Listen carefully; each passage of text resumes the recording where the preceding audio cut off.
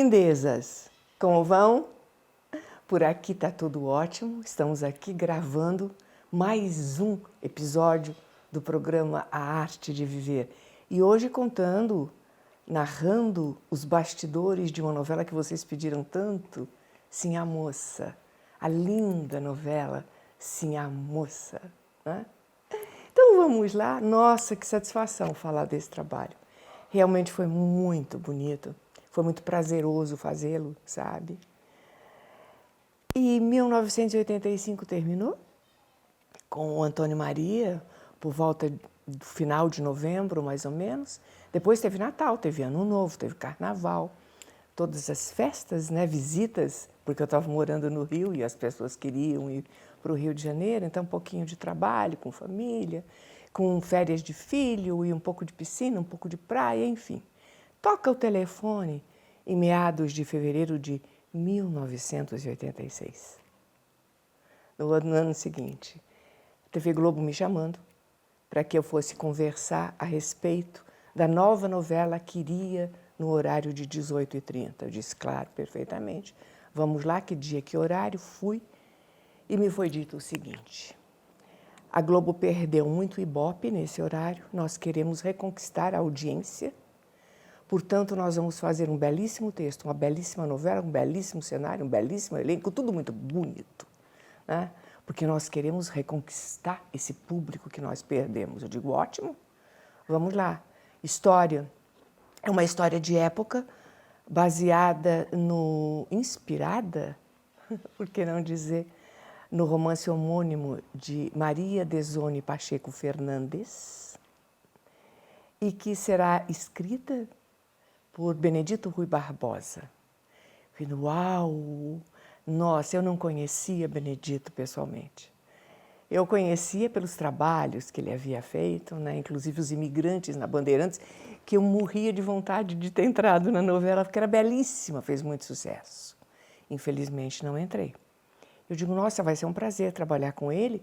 Ele tem assistência, ajuda na escrita de duas filhas, Edmara e Edileuza. É isso? Parece dupla sertaneja, não parece Edmara e Edileuza hoje em dia?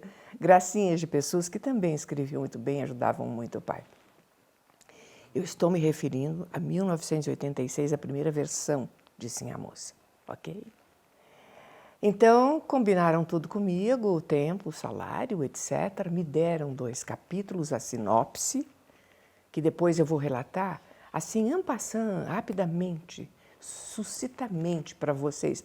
Porque, percebam, essa novela, ela está no ar, no YouTube. Vocês têm a novela inteirinha, se vocês quiserem assistir, tem lá. E é belíssima, vale a pena. Vale a pena assistir muitas vezes, né? Então, de modo que o pouco que eu explicar, vocês podem confirmar assistindo a novela, se quiserem, se interessarem. E me disseram que a história era lindíssima, fixos no elenco, definitivos, acertados, por conta de um sucesso anterior que haviam feito, a Escravizaura, que viajou o mundo inteiro, Rubens de Falco, Lucélia Santos.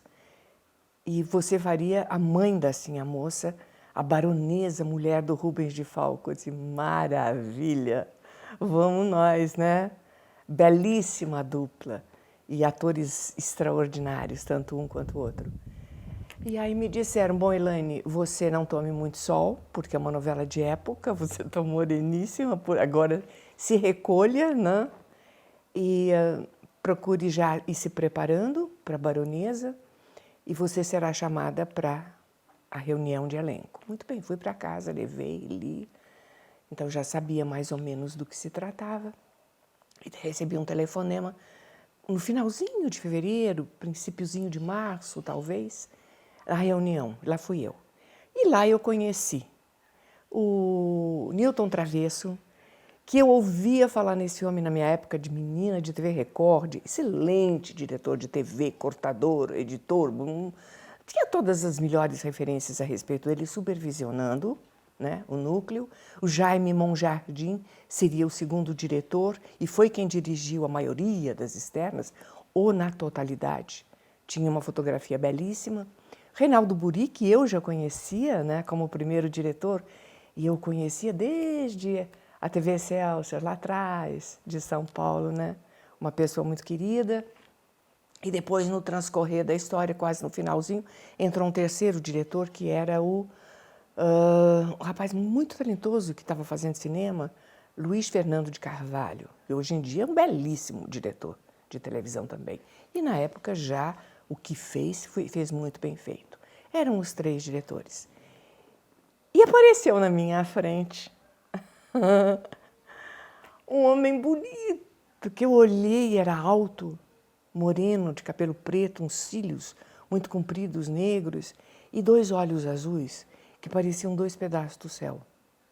E ele olhava fixamente para a gente, e um vozeirão, uma voz aveludada, tal, com muita melodia, disse: Elaine Cristina, que satisfação. Uau, Rubens de Falco, como vai você? Que prazer, vou fazer sua mulher nessa novela. Ele falou assim: a satisfação é toda minha, né? E uma coisinha pititica do lado dele, muito sorridente, muito otimista, estava muito alegre, muito feliz, a Lucélia, né? Muito positiva. E eu, Elaine, como vai? Tudo bem, Lucélia? Tal. Nos sentamos ali os 3, Lucélia, Rubens e eu. Enfim, e foram chegando as pessoas, Chica Xavier, Norma Blum, Patrícia Pilar, Daniel Dantas, Raimundo de Souza, Walter Santos, a maioria das pessoas, olha, mas era Mauro Mendonça, Carlos Augusto Branco, era um elenco, Marcos Paulo, não posso esquecer, né, o galã da Sim Moça, que seria o meu genro, né? Belíssimo rapaz, excelente pessoa, muito discreto, muito na dele, sabe? Falava pouco e trabalhava bem, né? E, enfim, ficamos nos conhecendo todos, nos apresentamos e fizemos a reunião, tiramos medidas, inclusive dos sapatos. Eram botinhas desenhadas e tal, de acordo com o pé de cada um, o modelo necessário para cada personagem. E recebemos mais capítulos para levarmos para casa e todos muito satisfeitos e muito empenhados nesse trabalho, né? Vamos lá, vamos pôr esse horário de novo para cima, 18h30, e foi conseguido, com muito sucesso, não só no Brasil, no mundo inteirinho. Sim, a moça percorreu já, a última notícia que eu tinha, 93 países, agora muito mais, né? E já foi reprisada em São Paulo também, né? Infelizmente a gente não recebe, mas ela fez muito sucesso por aí, né? E fiquei muito feliz, muito animada, muito empolgada com o trabalho. Será que eu esqueci de dizer alguma coisa desse iniciozinho? A história eu já disse, direção eu já disse, elenco eu já disse. Nós íamos gravar o estúdio, a fazenda no seu interior, na usina, na Tijuca, exatamente onde eu tinha gravado Obrigado, Doutor, o mesmo estúdio, né? E as externas nós faríamos em Conservatória, uma pequena cidade subindo a Serra do Rio de Janeiro, muito bonitinha, por sinal. Eu disse, bom, pelo menos eu estou livre da carona, porque agora eu tenho meu carro, então eu não vou me deixar na Praça da Vida para ser assaltada, né? Eu vou tomar cuidado, eu venho dirigindo, né? Então me disseram, olha, evite a Avenida Paulista, a Avenida Brasil, a Avenida Paulista é bom, a Avenida Brasil, porque geralmente entopem os bueiros. E você, como você vem sozinho, fica perigoso. Por quê? Porque entupindo os bueiros no dia da chuva, alaga. Os carros ou passam devagar ou param um determinado tempo, as pessoas descem e assaltam os carros. Eu digo, cara, não quero correr esse risco, então você vem pela Joatinga, você sobe o morro, sobe a serra e você vai sair aqui atrás, já na usina. Mas tome cuidado também, se tiver uma pessoa estirada na estrada, não pare. Desvia e continua, em último caso, passe por cima, porque é assalto, né? Então, tinha todos esses cuidados, infelizmente. A cidade é linda, né? Receptiva, maravilhosa, mas era muito mais perigosa do que São Paulo na época. Então, a gente tinha que se cuidar muito mesmo. A prevenção era a sua defesa, né? Começamos a gravar. Foi, olha, um espetáculo, porque eu e Rubens tínhamos conversado muito a respeito dos personagens e dissemos assim, ambos precisamos tomar cuidado, Rubens, por quê? corremos o risco de um estereótipo, você de algoz e eu de vítima. Né? Eu não sou vítima na vida real e também não gosto de se fazer vítima nas novelas. As pessoas não são maniqueístas, as pessoas têm seu lado bom, seu lado ruim, né? E vamos imprimir esses dois personagens de verdade, de amor, de sinceridade, vamos dar vida a eles.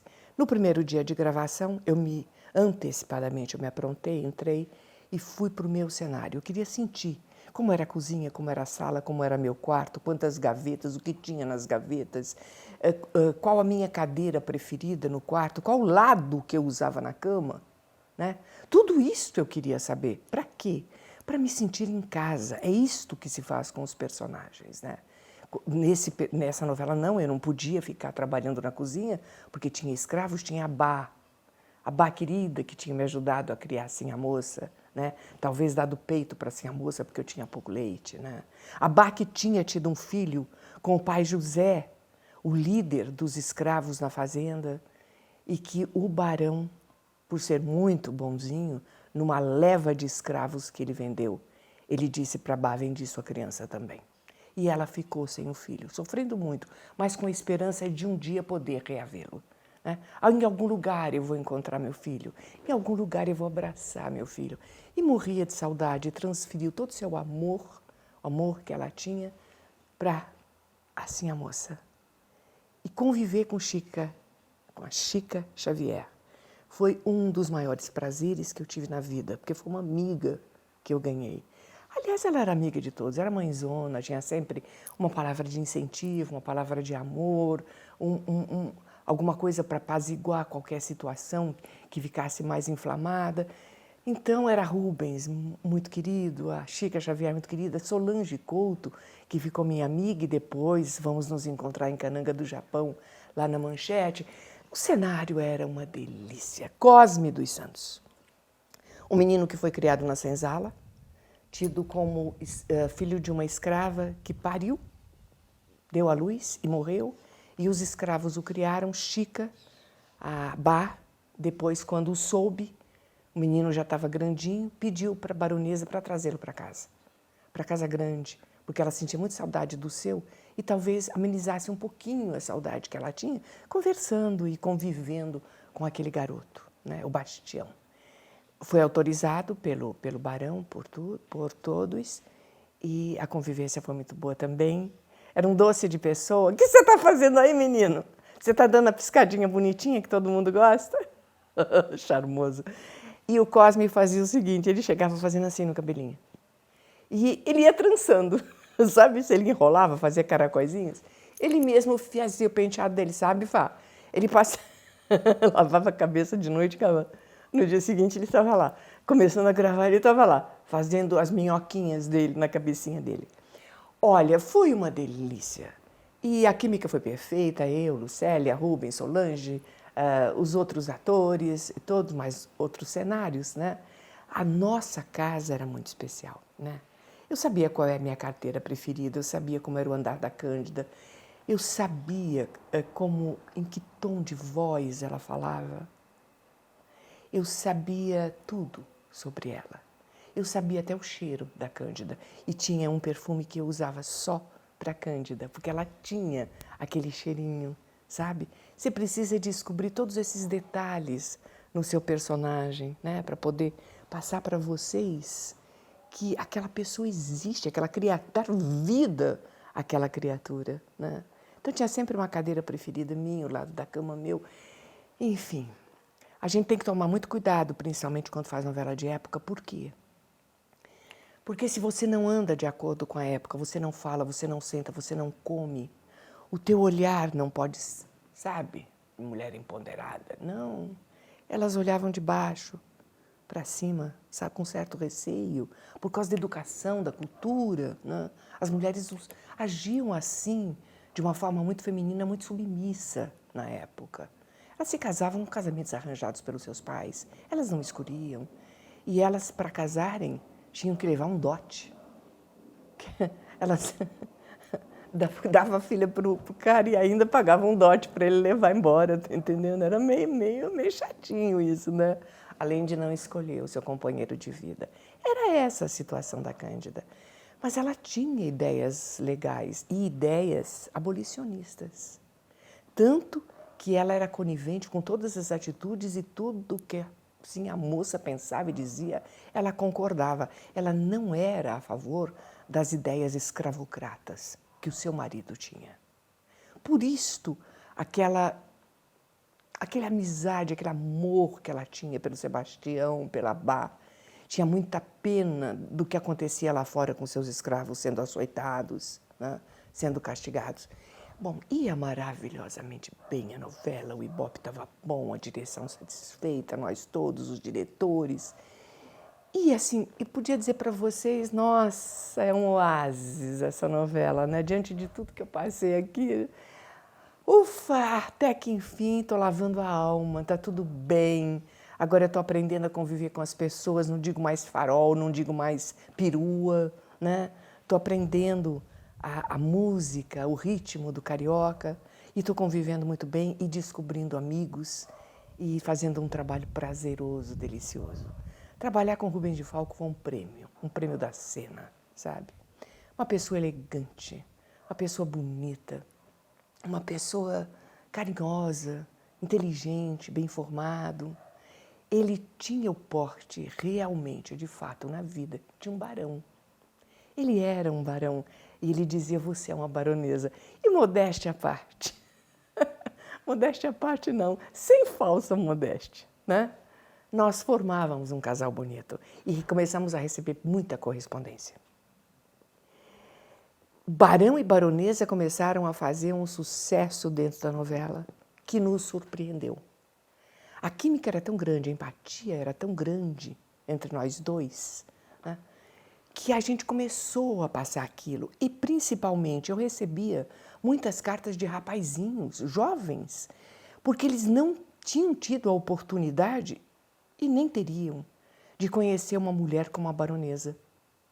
E aquela forma suave da baronesa, feminina da baronesa, chamava a atenção dos jovens, bem jovenzinhos mesmo, e me escreviam cartas, e alguns escreviam até cartas dizendo assim, eu estou apaixonado por você. Coisa engraçada, um dia eu cheguei em casa e eu estava com a Vicentina, a Tina, que tinha sido colaboradora da Hebe durante uns 10 anos. E quando eu cheguei em casa, eu fui surpreendida. Estava na minha casa, evidentemente, porque foi para o Rio de Janeiro, ligou para a Tina e disse, onde é que você está? Ela disse, estou em tal endereço. Ele imediatamente foi para lá, mas ele ficou me esperando.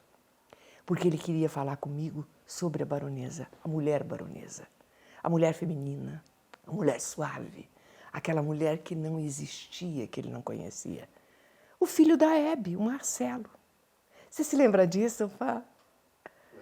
Ele foi fazer uma visita para mim, porque ele também estava encantado com a baronesa. Olhem só, coisas que acontecem, né? E eu fiquei muito feliz. Agora, nós vivemos num ambiente de egos muito grandes. Outro dia eu recebi assim, nossa, mas você é vítima, mas todas as coisas acontecem com você. Não, meu amor, eu não sou vítima, nunca fui. Nem na profissão, nem na vida. Eu sou guerreira, eu sou combatente. Vitimologia, eu não gosto disso. Então, quando eu narro aqui alguma coisa que aconteceu comigo e omito os nomes, coisa citada por uma questão de educação, de ética e porque eu não sou burra e não quero ser processada. Estamos esclarecidos, não é? Não vou ficar aqui dando nomes aos bois, mesmo porque o meu programa não se propõe a ser um programa de fofoca. Aqui não tem fofoca. Aqui eu narro a minha trajetória de vida e de carreira da forma mais sincera e verdadeira. Esclarecido está. Muito bem, como nós vivemos? Não sei se vocês sabem disso. Vocês sabem que é um mundo de glamour, mas não é só glamour, né? Todas as dificuldades eu estou narrando para vocês, para a gente conviver nesse ambiente. Um dia eu cheguei na emissora e recebi um bloco de capítulos que tinham cenas muito importantes para o meu personagem, para Cândida. Eu li e fiquei encantada, fiquei maravilhada, porque alavancava tanto a baronesa dentro da história, era tão importante aquela sequência de cenas para ela existir de fato, porque falava da infância, falava da vida, falava do sentimento recolhido, sufocado, da falta de escolha, da falta de opção, da falta de poder extravasar tudo que ela sentia, que ela queria viver e dizer e não podia. Eram cenas lindíssimas para mim, um presente para mim. Percebam, eu não conhecia pessoalmente Benedito Rui Barbosa. E eu fiquei maravilhada, que eu digo, que bom, ele está aceitando todas as minhas sugestões, ele está me entendendo, ele está me sentindo, ele está gostando do que eu estou fazendo. E neste momento eu digo, eu mereço. É uma questão de meritocracia, sim, né? Porque eu estou me dedicando, eu estou fazendo com amor, com afinco, né? Eu estou me dando de corpo e alma para esse personagem. Que bom que ele reconheceu. Eu fiquei maravilhada, eu digo, ai, como eu vou fazer essas cenas. Uau, eu vou estudar, eu já sei como eu vou encaminhar. Muito bem. No dia seguinte, de manhã, quando eu cheguei para gravar, eu ouço um comentário que diz assim, nossa, o autor está apaixonado pela Elaine Cristina. Alguém do elenco dizendo isso, com outras pessoas do elenco também presentes. Eu entrei, eu digo, bom dia, olharam para mim. Eu digo, desculpa, eu acabei de ouvir o que você disse. Sim, talvez ele esteja apaixonado pelo personagem, porque eu não o conheço pessoalmente. As pessoas não se apaixonam por quem não conhece, né? Eu não conheço o Benedito pessoalmente. Agora, eu acho um pouco volúvel da sua parte tecer esse tipo de comentário, porque pode pegar mal, alguém pode ouvir interpretar mal, alguém de imprensa, essas coisas. Fica meio irresponsável esse tipo de comentário. Mas não tomei conhecimento, eu estava felicíssima. Fui para o estúdio e gravei o dia inteiro. Quando cheguei em casa, eu disse, agora vou lavar minha alma, vou me preparar para as cenas de amanhã, que estavam escaladas às 9 horas da manhã.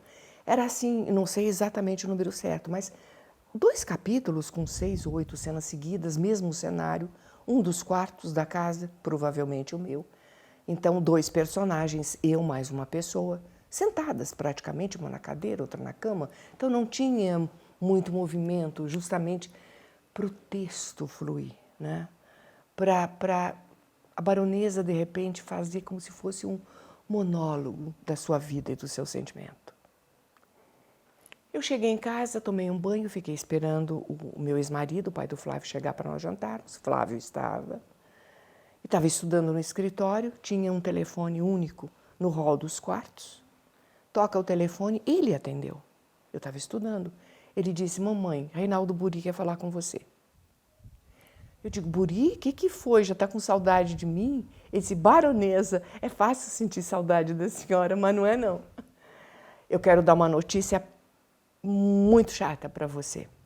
Mas eu fiz questão de lhe telefonar por uma questão de ética e educação, Elaine. Já te conheço há muito tempo e não quero que você chegue amanhã na emissora e tenha uma surpresa desagradável. Eu digo, o que aconteceu, Buri? Ele disse, não vai, emissora, você não grava amanhã. Não, Buri, você está equivocado. Às 9 horas eu tenho aquelas cenas maravilhosas que o Benedito não. Aquelas cenas maravilhosas foram cortadas, você não gravará mais. Nem amanhã, nem nunca. Eu digo, por quê? O que foi que houve? Ele disse, bom, uma pessoa esteve na alta diretoria se queixando que estava sendo prejudicada por conta do... O autor está simpatizando muito com uma determinada atriz e que aquelas cenas prejudicavam não só ela pessoalmente, mas prejudicavam o trabalho em si, a novela, o Ibope, a audiência da novela. Claro, o diretor... eu não vou dizer o nome não, nem do diretor. Não vale a pena. O diretor estava tão ocupado naquele momento com coisas muito sérias para serem resolvidas e aquela pessoa muito emocionada dizendo estão me prejudicando, estão fazendo, estão me aprontando. Ele disse, então, pelo amor de Deus, pede para o Buri cortar cenas. Se prejudica as pessoas, várias pessoas do elenco estão revoltadas, então corta essas cenas. Por causa do comentário dito anteriormente por uma outra pessoa. O autor acho que está apaixonado por ela. Aí eu disse, Buri, eu nunca vi nada igual na minha vida, e isso é um precedente. abominável, perigosíssimo para a classe inteirinha. O que é isto, uma colega de trabalho, porque vem um texto que é melhor para outra pessoa que está contracenando com ela, e ela sobe na direção e pede autorização para cortar as cenas porque se sente prejudicada. O que é isso? Isso não existe. Isso é uma vergonha. Aí ele disse, Elaine, infelizmente aconteceu, eu como diretor recebi ordem de cima. Ela me passou essas ordens para cortar e eu cortei. Então não apareça na televisão. Eu digo, bom, meu amor, eu agradeço muito o seu telefonema, mas eu quero dizer a você que eu não vou ficar parada. Eu não vou aceitar esse tipo de coisa, pacificamente. Eu não sou cordeiro. Eu não sou covarde. E que me respeitem. Porque eu tenho uma carreira muito antiga, anos e anos de profissão. Me respeitem como profissional. Isso não pode acontecer uma colega, eu não posso aceitar que uma colega faça isso. Ele falou, bom, a atitude que você tomar, depois você me diz. E se você tiver necessidade de dizer que foi eu que lhe telefonei, você pode, porque não foi então de fofoca, não. Eu, como diretor, tenho obrigação de dizer a você. Eu fui obrigado a cortar as cenas. Eu digo perfeitamente, desliguei o telefone e tive uma crise muito feia de choro. Muito feia de choro. Porque eu digo, como é que pode? Vão começar os problemas de novo? O que é isto? Que alma pequena é esta? Que falta de generosidade é essa? Que atitude feia de uma alma feia? Por que é? Aí meu filho tal fazia carinho, eu digo, não fica assim, mamãe, não fica assim, mamãe. E eu disse, me dá a agenda. Eu peguei a agenda, liguei para o Paulo Biratã, um dos diretores da TV Globo, mas quem havia concordado com o corte das cenas tinha sido acima do Paulinho. O Boni, José Bonifácio de Oliveira de Sobrinho, aquele que tinha me chamado para a emissora, tudo, eu fiquei boba. Isso não pode ser a mesma pessoa que fez isso. Liguei para o Paulinho e disse, Paulinho, aconteceu isso, aproveito este momento para você encaminhar o meu pedido de demissão para o Boni. Eu não quero mais continuar na emissora. Some com a baronesa, manda açoitar a baronesa junto com os escravos, mata, afoga no rio, faz alguma coisa. Porque eu não quero mais ficar na novela. Eu não posso participar de um trabalho onde uma atriz, uma pessoa do elenco, corta cenas minhas. Porque são bonitas por meu personagem. O que é isso? Isso não existe. Ele disse, absurdo. Não, peraí. Espera um pouquinho. Isso está... Quem te contou, falei... Eu estou ligando agora, eu estou falando com o Boni agora. Ele subiu, falou com o Boni. E disse assim, olha, está acontecendo isso, a Elaine está se demitindo. Porque aconteceu... Quem? Como? A Elaine? A baronesa? É. Mas nem me disseram quem era a pessoa. Com quem era a cena, eu não sabia, nem que era com a Elaine, nem que era a baronesa. O que foi me dito que era um absurdo. A proteção descarada do autor por um determinado personagem que prejudicava a história, prejudicava várias pessoas dentro da história, principalmente essa pessoa que veio reclamar. Não, voltemos atrás. Que isso?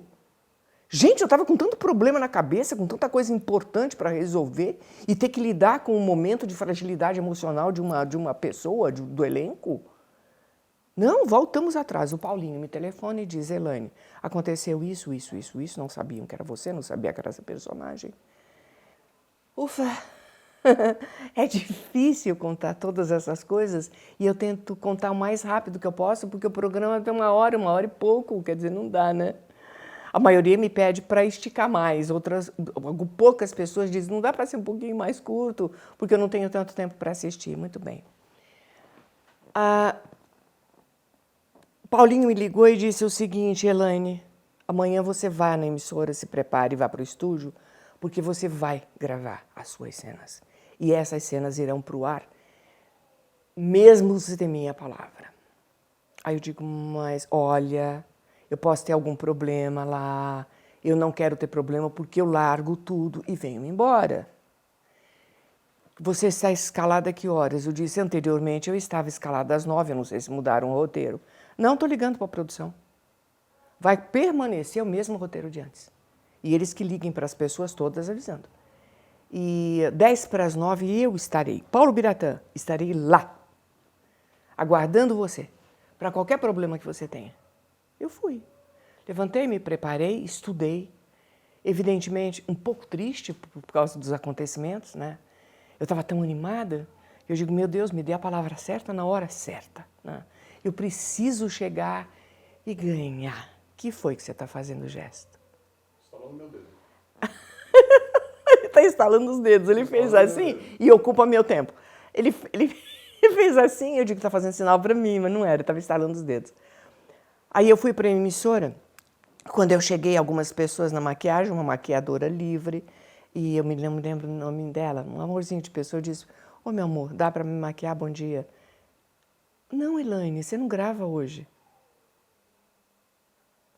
Outras pessoas se maquiando, outros maquiadores, eu digo, não, meu bem, você está enganada. Eu gravo sim. Uma das pessoas presentes diz assim, não grava não. Eu digo, gravo sim. Não, não grava, porque as cenas seriam comigo e eu não vou gravar essas cenas. Paulo Biratã aparece atrás de mim e diz, vai sim. Você vai gravar todas as cenas e agora. Você vai se preparar, você é uma excelente profissional, você vai se preparar, você vai se maquiar, vai entrar no estúdio, eu vou ficar presente junto com o Buri e as cenas vão ser gravadas sim. Não ouvi mais nada, me preparei, me maquiei, me troquei, fui para o meu cenário, pedi ajuda de todas as meus amigos do universo, disse, me ajudem, né? Buri desceu, disse, vamos ensaiar, a pessoa está vindo. Evidentemente não foi decorado o texto como deveria, porque estava certo de que as cenas tinham sido cortadas, então é preciso ter muita paciência. Força, eu estou com você. Não perca a emoção 1 minuto sequer. Eu digo, tudo bem. Preciso conseguir essa emoção diante de todas essas coisas que estão acontecendo desde ontem à noite. Me concentrei, a pessoa entrou, ensaiamos, eram poucas marcações, uma lá, outra cá, câmera, sabe? Uma em mim, outra na outra pessoa. E eu me concentrei, pedi ajuda de Deus. E eu disse, Cândida, vem, tome conta de mim.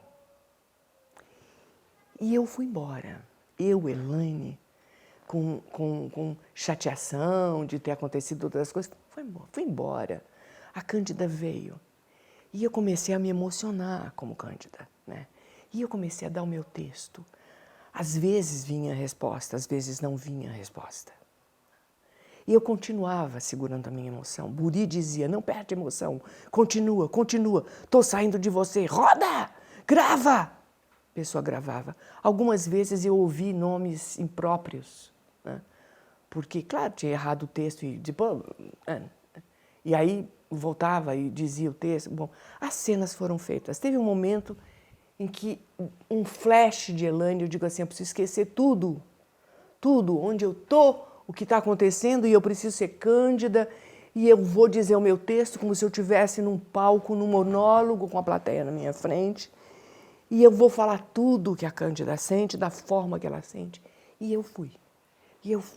E vinha a resposta, não vinha a resposta, não sabia direito o que estava acontecendo, se falavam, falavam, se não falavam, eu ia embora. E eu consegui gravar os capítulos e todas as cenas. Foi tudo. Terminou, eu estava assim. A minha pressão deve ter ido, vocês não imaginam. Peguei as minhas coisas. Buri disse, parabéns, Elaine. Só disse isso. Eu saí do estúdio, troquei de roupa. Fui para o meu carro, fiquei acho que uns 10 minutos na direção, antes de dirigir, porque eu estava muito emocionada. Depois eu fui embora para minha casa. E a partir desse dia, como se nada houvera, não dei confiança nenhuma e tinha certeza absoluta, palavra de um homem de palavra que eu conhecia há muitos e muitos anos, né? De que as cenas iam para o ar, sim, do jeito que estivessem. lamentável, porque quando você está em cena com outra pessoa, com várias pessoas, deixa eu explicar para vocês. Sabe jogo de peteca, que você joga a petequinha para o outro? Então o que se diz? Não deixa a peteca cair. Tum, tum, tum, tum. E rebate, rebate. Dá o lance certo para o outro pegar. É isto o jogo de cena, né? E eu jogava a peteca não vinha. E eu fiquei batendo e jogando sozinha, como Cândida. A baronesa estava sozinha. Eu digo, meu Deus, por que isso? Bom, no dia seguinte esqueci tudo, fui, gravei, continuou um ambiente ótimo, né? A história vocês conhecem? Assim, a moça foi para a capital estudar, tinha já ideias desde criança, meio abolicionistas, porque vivia no meio dos escravos e gostava da Bá, apaixonada pela Bá e do Bastião. Tinha crescido com o Dimas, com Rafael, que era um filho do barão com uma escrava, Maria Dolores. A Cândida ignorava isso, a Bá sabia. Todo mundo sabia. E esse menino cresceu na fazenda com assim a moça. Evidentemente que nunca foi dito que era irmão dela, né? De repente, o barão de Araruna também vendeu um lote de escravos e mandou o menino embora junto com a mãe, a Maria Dolores. Os dois foram. Ela, não sei como, se casou com um homem milionário, um fazendeiro. O menino teve a oportunidade de estudar, cresceu, ficou adulto e voltou para a fazenda com o nome de Dimas para se vingar do pai, do barão de Araruna. Aí se empregou numa tipografia, se apaixonou pela neta do tipógrafo, né? Do Luiz Carlos Arutin, que fazia. A Luciana Braga fazia a mocinha. A Juliana era o nome dela, lindinha, linda. E todos os casais se dando muito bem. A história do véu da noiva com a mãe, com a Nina, né? Que era uma mulher recalcada, frustrada, travada sexualmente, cujo marido lamentava, né? Queria uma mulher mais fogosa, e ela era muito certinha, muito travadinha, e fez uma promessa para Santa Rita de Cássia para poder só tirar o véu do rosto da garota, da mocinha, né? Quando ela se casasse com o Rodolfo. Mas o Rodolfo, quando sim a moça voltou, que se formou, terminou os estudos no mesmo trem, Rodolfo voltou também para a sua família. Os dois no mesmo trem. A vida, né, o destino. E começam a conversar, a trocar ideias, se descobrem os dois abolicionistas, ele ativo, né? Ela só com as ideias até então, se apaixonam. E depois, como é que eu faço para ver você de novo? Ela disse, vá na minha casa. Eu tá lá na fazenda de Araruna, você mora na cidade, eu não, eu moro mais afastado, mas vai conversar com meu pai, eu tenho ideias boas para a agricultura fazer acontecer. Diga isso para ele, né? Vá com seu pai, que é amigo do meu. Né? E o Dr. Fontes era realmente, com a dona Inês, a Neuza Amaral e o Mauro Mendonça que faziam, os pais da Ana, quem faziam era o Carlos Augusto Branco e a Norma Blum, né? Era fantástico, elenco maravilhoso, tinha até grande Otelo, né? E aí o Rodolfo começa a frequentar a casa da Sinhá Moça. O barão percebe que ele é uma excelente pessoa, maravilhoso, que poderia até ser namorado e marido da sua filha, por que não? Mas descobre, de repente, que ele é abolicionista. Aí, fora da minha casa, sai daqui, não quero mais saber. Eles começam a sofrer, o casal começa a sofrer. Antes disso, o Rodolfo levou também o seu irmão, o Ricardo, né, para acompanhá-lo, para poder conversar mais, etc. E Ricardo fica conhecendo a baronesa. Quando ele olha a baronesa, ele fica absolutamente encantado por aquela mulher. Imagina que loucura! Ele começa a ter sonhos com a baronesa. Ele acorda durante a noite com um pesadelo e o irmão Rodolfo diz, que isso, cara? Você está dizendo a baronesa? A baronesa diz assim, eu não consigo tirar essa mulher do pensamento. São os olhos negros mais lindos que eu já vi na minha vida. Olha o comentário. O autor está apaixonado pela Elane nos olhos da baronesa, né? Eu tenho os olhos negros, né? A baronesa tinha os olhos negros, mas olha a confusão que as pessoas fazem, né? A irresponsabilidade das pessoas no julgamento, né? Egos, sempre egos. Bom, o Rodolfo se afasta e começa a surgir durante a noite a história um cavaleiro misterioso que deixa uma rosa na janela da Sinha Moça e ela diz, é ele, é o Rodolfo. Ele estava abrindo as portas de todas as senzalas. E o barão e todos os outros fazendeiros absolutamente alucinados para encontrar, para acabar com a vida da pessoa, para prender no mínimo, né? Porque estava dando um prejuízo financeiros imensos para eles, né? Prejuízos financeiros imensos.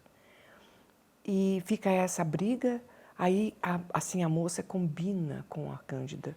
Eu preciso fugir, porque elas estavam prisioneiras da casa, né? Ele não deixava mais ela por pé fora de casa, que estava sendo vigiada. E a Cândida também não podia. Aí combina assim, vamos combinar que nós precisamos ir na cidade para fazer uma compra, que o Bastião nos leva e a gente vai pegar o trem, tudo direitinho, eu tomo conta de você. Bom, enfim, insistem com o barão, ele acaba concordando. Aí ele diz, dona Cândida, a senhora é responsável, a senhora não saia de perto dela, se acontecer alguma coisa, a senhora vai me encontrar. Não, eu dou minha palavra, eu vou cuidar que realmente nós temos que ir, então, e vamos. No caminho, acontece o seguinte, as duas no trem já tinham combinado tudo. 2 cavaleiros surgem, o Ricardo junto com o Rodolfo. E a baronesa também ficou muito impressionada com aquele rapaz. E ela dizia, isso é loucura da minha cabeça, imagina, pode ser meu filho. Que isso? Eu sou casada. Jamais poderia existir alguma coisa, além do que ele é muito jovem. O pensamento de uma mulher de 1886, 1888, né? A história se passa exatamente nesses 2 anos, nessa época. Imagina, pensar que uma mulher casada, muito mais velha, pudesse se apaixonar por um jovem e um jovem por ela. Hoje em dia é rotineiro isso, embora ainda exista um certo preconceito a respeito. O Ricardo para o motorneiro, o trem para, o outro entra, o Rodolfo entra, evidentemente os 2 mascarados, sequestra assim a moça. E vão para perto do cavalo, o trem sai, começa a andar, a baronesa se despedindo e diz, seja feliz, minha filha, antes dela descer, né? Emocionada. Aí, de repente, eu olho e vejo o Marcos Paulo, a Lucélia Santos se batendo. A Lucélia ergue as saias e vem correndo pelo trilho. Diz, para o trem, para o trem. Eu digo, para o trem, está acontecendo alguma coisa, para esse trem. Aí a produção, para o trem. O motorneiro parou o trem. Gente, eles estavam sendo atacados, não por um enxame grande, mas muitas abelhas. A gente não sabia se eram abelhas africanas ou o que era. Lucélia correu, Câmara correu, todo mundo correu, né? E fomos pegando um, outro, e foi todo mundo entrando no trem, e a produção com pano. Entrou uma abelha? Não, entrou uma borboletinha. Uma borboletinha, tá voando aqui. Então só falta abelha aqui também. O Marcos Paulo tinha picadas aqui no lóbulo da orelha, aqui no pescoço. Olha, tava uma coisa. Eu disse, e se eles forem alérgicos? Tem que ter um socorro já. Vão correndo para a cidade, para um hospital, né? Qualquer coisa é um soro antialérgico, alguma coisa. Felizmente, ninguém era alérgico, não aconteceu nem nada. Mas poderia ter acontecido. Isto aconteceu durante a gravação, tá vendo? As coisas não só acontecem comigo. Eu não fui picada, não. Ah, bom, aí continuamos a história, né?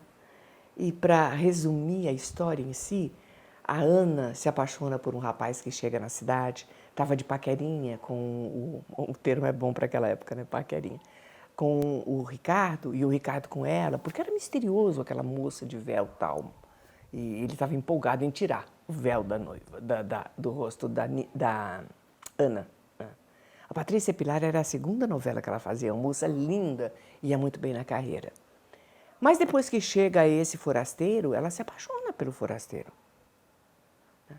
E com o tempo, o Ricardo desiste porque está apaixonado pela baronesa. A baronesa, evidentemente, não pode retribuir, mas ele não procura mais a Ana, esfria, a coisa também fica muito fria.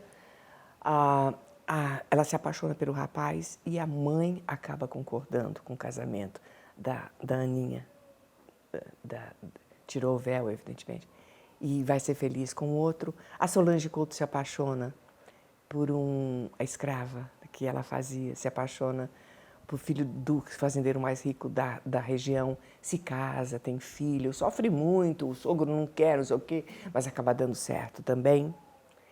Assim, a moça fugiu, o pai não quer mais que ela venha, mas ela também engravidou, De repente ela vem e tem o filho numa senzala, acudida pela Cândida, pela baronesa, né? Aliás, uma cena muito bonita que o Jaime Monjardim gravou, que eu coloquei a Lucélia no meio das minhas pernas, né? Vestida, evidentemente, na senzala, e ela dando a luz a um outro. Era como se a Branca estivesse dando luz de novo, né? Tendo assim a moça e assim a moça tendo a neta.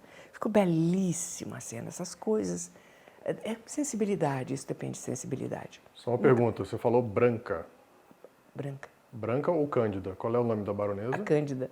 Então não tem branca nenhuma Não aí. tem branca nenhuma, Então deu é a branco, Cândida. deu Então branco tá. aqui na minha cabeça, filho lindo que eu tenho, que está sempre atento. Obrigada, meu bem. Deu um branco aqui. A Cândida, aliás, eu nunca gostei do nome Cândida, sabe, Flávio? Me lembro de alvejantes. Quer dizer, não dá para mudar meu nome, não. É assim, Eles me chamam de Baronesa de Araruna. mãe, assim, de fato existe o nome Cândida, só que claro. também a Cândida tem outras duas designações. Ou pode ser uma bactéria, né? Cândida ou um alvejante albicans, que por nós exemplo, conhecemos. ou água sanitária. Então, Então eu não gosto. então, assim, é uma palavra que tem múltiplas funções. Ela pode ser um nome de uma pessoa, pode ser uma bactéria Talvez na ou época água não sanitária. tivesse nem o alvejante, nem esse problema de, não sei, ou já existia. Não, ou é um adjetivo também, né? Porque Cândida é uma adjetivação. Bom, eu particularmente não gostava, eu gostaria de ter tido um outro nome no personagem, mas ela sempre baronesa, baronesa, baronesa, então ninguém se referia a ela como Cândida, né?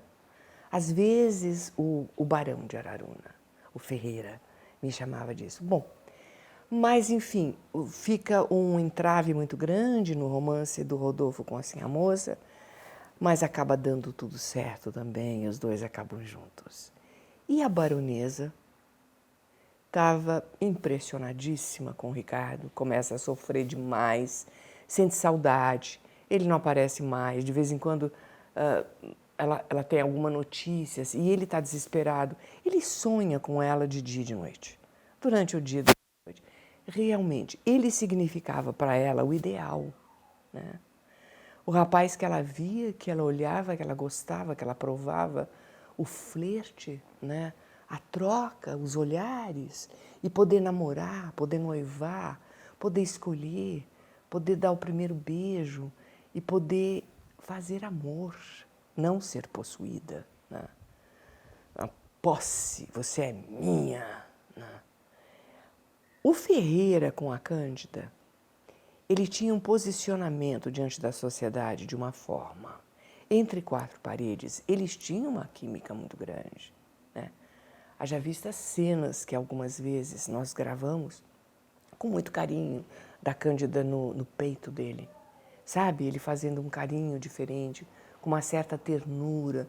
Mas ele tinha sido criado como um homem da época que tratava a mulher como coisa, como nada. Se bem que hoje em dia também tem muitos homens que continuam tratando as mulheres assim, mas naquela época todos tratavam, né? Enfim, as mulheres eram tratadas dessa forma naquela época e ainda hoje, né, por alguns homens. A verdade é que no Brasil sempre teve esse ranço de Brasil colonial referente às mulheres, né? Tem alguns homens ainda que são terríveis nesse sentido, mas isso é para quem não vê do lado, né? O tempo passou, as coisas mudaram. Eu não sou feminista, nunca fui e não gosto do movimento de feminismo. Acho que a mulher é feminina, né? Agora a gente precisa saber se colocar e existe um limite de submissão de tudo, gente. Começou uma chuvinha aqui agora. Olha que coisa deliciosa que está aqui, ó, minha mão. Tá uma delícia, tem um arzinho fresco, a gente nunca sabe se está frio, se está calor, está uma mistura de tudo, né? Muito bem. Eu quero dizer para vocês o seguinte, aconteceu uma coisa no final da novela. Eu estava num camarim, me trocando, não era no camarim da emissora, era um camarim meio improvisado, uma salinha ali da fazenda. E a pessoa que fez todo aquele movimento para as minhas cenas serem cortadas se aproximou de mim e disse: Elaine, preciso falar com você. Eu, a partir de quando aconteceu, eu não tomei conhecimento de nada, mas eu confesso a vocês que eu procurava ficar um pouco afastada dessa pessoa, porque a presença não me era mais muito agradável, né? Eu estava muito decepcionada com a alma daquela pessoa, com a essência daquela pessoa. Não era muito legal. Então, em cena tudo bem, né? Mas fora de cena eu evitava conversar ou ficar muito próximo, porque não me valia a pena. Aí a pessoa chegou para mim e disse: Elaine, eu preciso muito falar com você. Aconteceu o seguinte comigo, dentro da emissora. Eu fiz uma novela com a mulher de um diretor. E o meu personagem era muito superior ao dela. E, de repente, por causa desse status, mulher de diretor, o personagem dela foi crescendo, crescendo, crescendo, o autor favorecendo, e eu fui prejudicada profissionalmente, eu fui prejudicada financeiramente, eu fui prejudicada no meio artístico, de todas as formas que você possa imaginar. Quando chegou estas cenas, quando essas cenas chegaram, e eu li, eu me assustei e disse: vai acontecer a mesma coisa outra vez comigo. Mais uma vez um bypass em mim. E dessa vez eu não vou admitir. Eu vou subir e vou brigar pela minha posição, pelo meu nome e o destaque. E foi o que eu fiz. Eu achei que ia acontecer a mesma coisa que tinha acontecido antes. Aí eu disse: mas escute, eu não sou mulher de diretor. Eu não sou protegida de autor. Eu nunca tive padrinhos e não tenho. Eu sequer conheço o Benedito Rui Barbosa. Benedito eu fui conhecer na festa de encerramento da novela, gente. Nunca tinha visto o Benedito. Eu estava do lado do Rubens quando eu conheci. E ela disse: não é desculpa, mas apenas eu quero me justificar. Eu tomei essa atitude porque eu achei que eu ia ser prejudicada outra vez. Eu disse: eu lamento que você tenha tomado tal atitude, porque você confundiu as coisas, você descontou em mim uma maldade que uma pessoa fez para você, você resolveu me pagar na mesma moeda. Mas tudo bem, qualquer dia a gente se encontra. Muito obrigada por ter trabalhado comigo, pelos trabalhos que nós fizemos, e um dia a gente se encontra. E nos encontramos. Nos encontramos mais adiante, não mais em trabalho, mas porque foi fazer uma visita num local onde eu estava gravando uma outra novela com uma pessoa que na época namorava ela, era casado com ela, uma coisa assim, e eu a tratei muito bem e fiquei distante. Né? Mas vocês percebam que as coisas não acontecem só comigo, aconteceu com ela também. E era justo aquilo? Não, não era justo o que aconteceu. Infelizmente, ela resolveu fazer uma coisa que não me dizia respeito àquela história. Né? Eu não tinha culpa daquilo. Então, o fato era justificável, a forma foi errada. Isso não tira o mérito da pessoa, isso não quer dizer que a pessoa seja mau caráter, isso não quer...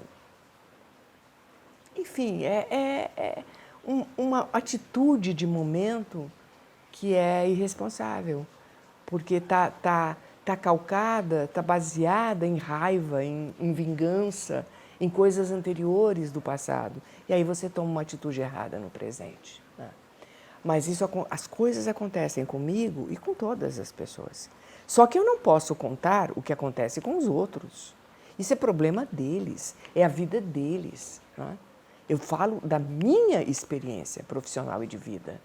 Eu não posso falar da dos outros. Vocês percebem isso? Vocês entenderam a minha narrativa e por que eu digo as coisas? É uma profissão difícil, sim, os egos são muito grandes.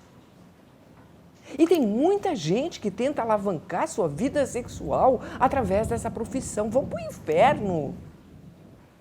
Não tem nada uma coisa com outra.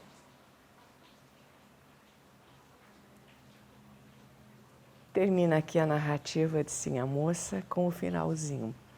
Rodolfo e Sim a Moça ficam felizes, vão ser felizes para sempre. Para sempre? Nada é para sempre, né? Tudo tem começo, meio e fim, mas vão ser felizes. E a Cândida, a baronesa e o Ricardo, a novela termina de uma forma lindíssima. Ricardo está no alpendre da Fazenda Araruna. apoiado, segurando assim no corrimão. Cândida sai de dentro da fazenda, não com essa chuvinha boa, tinha sol. Ela vem na direção do Ricardo, ele está aqui, ela passa o braço, por dentro do braço dele. E com esta mão, ela faz simplesmente assim. Ela faz um carinho no braço dele. Quer dizer, eles estão juntos. Ricardo e a baronesa de Araruna, Cândida, vão ser felizes também. Ela vai ter o seu primeiro grande amor na vida, né? E ele vai ter a mulher que ele queria ter. E os dois olham numa determinada direção, ele e ela, e os imigrantes italianos começam a chegar na fazenda de Araruna para substituir todos os escravos, porque esse dia, 13 de maio de 1888, foi decretada a abolição da escravidão. E os italianos estão chegando para construírem as suas casas, assalariados, evidentemente ganhando. O Cosme, o Bastião, descobre que o barão de Arorina, que morre, né, que morreu, foi ferido, a Cândida tratou, fez tudo que podia, mas ele acabou morrendo, por isso que ela está com o Ricardo agora. E ele descobre que o barão escondia muito ouro num quartinho que tinha no subterrâneo da fazenda. Evidentemente que esse ouro, esse dinheiro todo, essa dinheirama toda, né, serve para os italianos que estão chegando para eles alavancarem a fazenda de Araruna. Ricardo e Cândida, Sinha Moça e Rodolfo. Meus amores, por favor, eu vou pedir para vocês uma coisa. Eu tenho lido em todos os comentários, em todas as plataformas, inclusive aqui no YouTube, que por acaso eu descobri o seu canal. Ah, porque eu fui num canal que fala de televisão, não sei o quê, e aí recomendavam o seu. Então eu tenho notado, não sei por excesso de trabalho ou de vídeos, o meu programa não está sendo muito entregue, né? Então eu peço a vocês que me ajudem a divulgar, né? Porque eu tenho nessa semana 5.400 inscritos, mas visualização eu tive 2.400, 2.500. Quer dizer, metade praticamente das pessoas que estão inscritas estão vendo. Por quê? Porque não estão recebendo. Diante dos comentários que eu tenho ouvido, por acaso eu encontrei o seu canal, ai que bom que eu te descobri, ai que maravilha que eu te encontrei, de repente eu passei e te encontrei. Então me ajudem. Olha, se inscrevam, é importante? É, mas deem like. Isto movimenta o canal. A única forma que o canal tem de ser movimentado, através do like, né? E visualização, evidente, que você só vai dar o like para aquilo que você viu. As visualizações vão correr, que não estão correndo. E, que mais, Fá? E que vocês compartilhem o conteúdo Toquem com o sininho pessoas. Para vocês serem avisados pelo YouTube quando tem um produto novo, um vídeo novo, como hoje. E compartilhem com os seus amigos, se vocês gostam do canal, que é nosso, e querem que este canal vá adiante, porque a água parada vira limo, né? E desanima também. Vocês vão te convir. Então, compartilhem, digam, olha, vamos assistir, tá legal, vamos ver, né? E mande para os seus amigos e compartilhe a arte que o Flávio faz e coloca, ou já está no ar hoje. Vamos lá, vamos movimentar esse canal, porque senão eu fico desanimada, né? Muito obrigada pela audiência, por vocês terem vindo me ver, por vocês me terem feito companhia. Realmente esse espaço aqui é nosso. Eu fiz para poder estar em contato com vocês. Agora, quem não quer assistir, então para que o espaço? Um beijo no coração de vocês, muito obrigada. E até o próximo programa, A Arte de Viver. Até lá.